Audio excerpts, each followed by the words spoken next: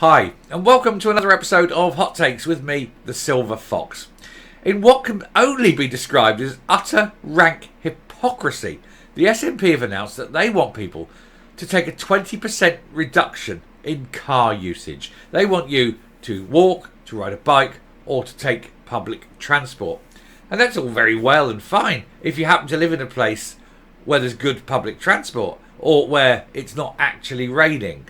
But for the vast majority of Scots, this isn't the case, as we know. And yet the hypocrisy of this whole situation is that they, the SNP, the government, all the ministers, get ferried around in chauffeur-driven cars or, and this is true, sometimes are at a place and have to tell a chauffeur-driven car to travel somewhere in case they need it. And why are they doing this? Well, it's A, public transport is so bloody bad, and B, they're better than us. They don't want to be getting on a bus with the likes of us. They don't want to sit in a normal train. They want, first class travel. They want chauffeur driven. They want to be quaffing their champagne and eating their lobster in the back of the ministerial limousine. It does stink, doesn't it? Anyway, we'll take a look at this article, see what's going on, and see why they are utter hypocrites. Here goes. So SNP asked Scots to stop driving while government ministers use taxpayer-funded car service to travel between home and work. Utter bloody hypocrisy, isn't it? You must use your car far less. Meanwhile, I'm not using my car at all because I'm getting the government, i.e. you, to pay for a car to run me from home to work. Absolutely ridiculous. Why aren't these ministers, first of all, getting to work under their own steam and under their own expense, like everyone else? And secondly, why are they telling us to use the car less when they're not prepared to do the same? Are they better than us? It seems to be that in their mind they are. Anyway, the Scottish Government are pushing a consultation to ask motorists to cut your car use by 20%. But SNP ministers, including Humza Yousaf, are ferried around the country in limos when they could use public transport, but they choose not to. So the Scottish Government has owned a discussion to help persuade Scots to stop using their cars. Will this persuasion come in the form of taxes and fines? It seems to be the lowest common denominator. It's the only thing they understand, isn't it?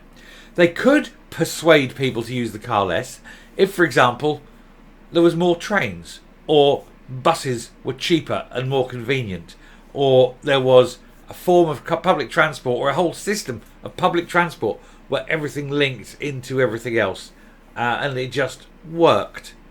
But that's not the case, is it? It's so not the case.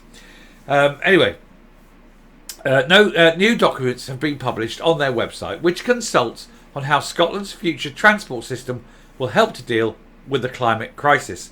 Remember, there is no climate crisis, and we know that because they haven't banned private jets. Number one thing to go when there's actually a crisis is private jets will go. Until that happens, we know there's no crisis. It's just basically a conspiracy to stop poor people moving. It focuses on government's goal to reduce car kilometres by 20% by 2030, in line with Climate Change Committee's advice. We don't drive in kilometres, why not say car miles? Why are they switching to car kilometres? Car miles, surely.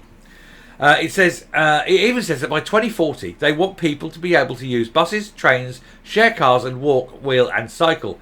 This should meet their travel needs.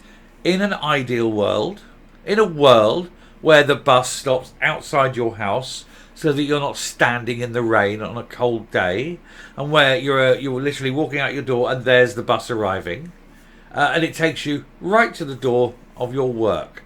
In an ideal world, that'll be brilliant. But so many people work shifts, and there's not that many buses when you're leaving work at, say, 10 o'clock at night, or 6 o'clock in the morning, and you have to travel to some remote village.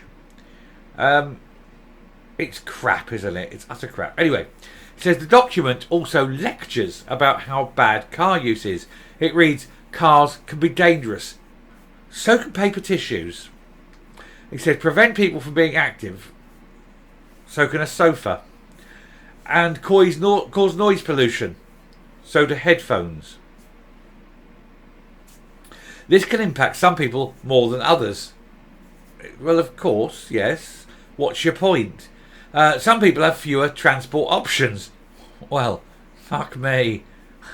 Have you lived anywhere outside of a city ever? These people are great when they sit there and talk about public transport, thinking it's as though they're in the middle of a major metropolitan centre. You know, Glasgow, Edinburgh. Nah, I'm not even going to say Aberdeen, to be honest. Glasgow and Edinburgh, that's more or less it. Once you go beyond those two cities where these people kind of live, public transport does not meet your needs, does it? Seriously. Some places, oh, we get a bus on a Thursday. What? Anyway, the Scottish Government ministers have seemingly ignored their own advice about cutting down on vehicle use, as, according to the latest published ministerial engagements, 17 of them hopped into a taxpayer-funded limo to get back and forth to work in February alone. One of the biggest culprits was the then Health Secretary, Humza Yousaf, who even used the cars to get from a private address in Glasgow to a home in Dundee. So he's gone from a friend's house to his house, and he's used the government's limousine, chauffeur-driven limousine service to do so. I hope he's been handed the bill for that, and it'll be an interesting one for those who like to do the old Freedom of Information Act to find out if he ever paid that bill. I suspect not. Basically, the people of Scotland, the taxpayers of Scotland, should we say, are funding a private taxi service so that he can go out on the Raz. We previously told how he was accused of misusing the public, the ministerial car service. He cannot use rural areas excuse either, as Dundee and Glasgow are both on the mainland train line, with it taking an average about an hour and 45 minutes to get between the cities. In total, the new First Minister travelled via the chauffeur car 19 times between his personal address and government buildings. Nobody else gets paid to drive to work. Okay, if you're on work business, different matter, but to go from your house to your work should be your expense, your time. That's not what's happening. Other major culprits who travel from their homes to the Scottish Parliament in Edinburgh include Deputy First Minister Shona Robertson, who also lives in Dundee and is incapable of doing her job. John Swinney, who lives in Perthshire, a man whose name may come up very soon in other regards with things he's done. Shirley Ann Somerville from Dunfermline and Neil Gray from Airdrie. All those locations are on the train line. And yet, strangely, they won't take the train because it means they have to sit with the likes of you and me. What utter hypocrites, and at what cost? Anyway, I'm going to come up and we'll finish off. This is just another example of the sheer utter hypocrisy of all politicians. Do as we say, don't do as we do.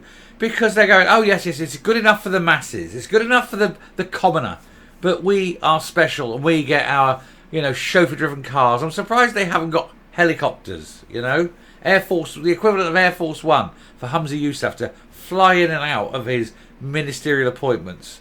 Although, given that it's the SNP, it would probably be a Cessna with a dodgy engine and likely to crash at any time.